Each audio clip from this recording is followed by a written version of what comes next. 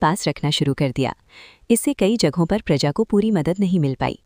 कुछ समय बाद फिर से शिकायतें आने लगी। लोग कहने लगे कि राजा ने वादा तो किया था, लेकिन सहायता पूरी नहीं मिली।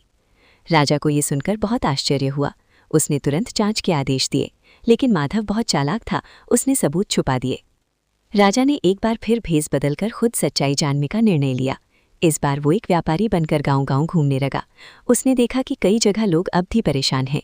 एक बूढ़ी औरत ने उससे कहा, बेटा, राजा तो अच्छा है, लेकिन उसके कुछ लोग बेईमान हैं। ये सुनकर राजा को सच्चाई का अंदाजा हो गया। अगले दिन राजा ने दरबार में एक अनोखी योजना बनाई। उसने घोषणा की कि हर मंत्री को अपनी अपनी जिम्मेदारी के काम का हिस्सा खुद जनता के सामने देना होगा। जब माधव की बारी आई तो वो घबरा गया। उसने झूठे आंकड़े प्रस्तुत किए। तभी राजा ने एक एक गांव के लोगों को बुलवाया और उनसे सच्चाई पूछी। लोगों ने खुलकर बताया कि उन्हें पूरी सहायता नहीं मिली।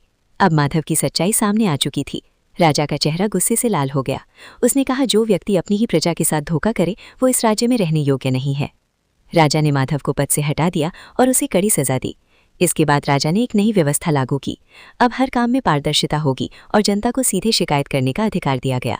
धीरे धीरे राज्य में सब कुछ सुधरने लगा। नए कुएं बने, खेतों में हरियाली लौट आई और लोगों के चेहरे फिर से खिल उठे। राजा ने शिक्षा पर भी ध्यान दिया। उसने हर गांव में स्कूल खुलवाए ताकि बच्चे पढ़ लिख कर एक अच्छा भविष्य बना सकें। एक दिन दरबार में एक छोटा बच्चा आया। उसने राजा से कहा, महाराज, आप हमारे लिए भगवान जैसे हैं। राजा मुस्कुराया और बोला, नहीं बेटा, मैं भगवान नहीं हूँ, मैं तो तुम्हारा सेवक हूँ। असली ताकत तुम लोगों में है। राजा की ये विनम्रता देखकर पूरा दरबार भावुक हो गया। समय बीतता गया और सुवर्णगढ़ राज्य पुणे देश में एक आदर्श राज्य बन गया।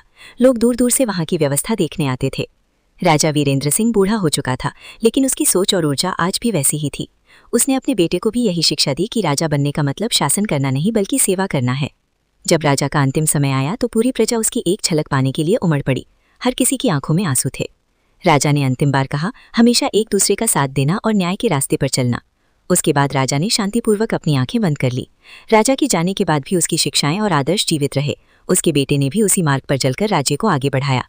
इस कहानी से हमें ये सीख मिलती है कि एक सच्चा राजा वही होता है जो अपनी प्रजा को अपने परिवार की तरह समझे, उनके दुख दर्द को महसूस करे और हमेशा न्याय का साथ दे। जहाँ शासक ईमानदार और दयालु होता है, वहाँ प्रजा हमेशा खुशहाल और समृद्ध रहती है।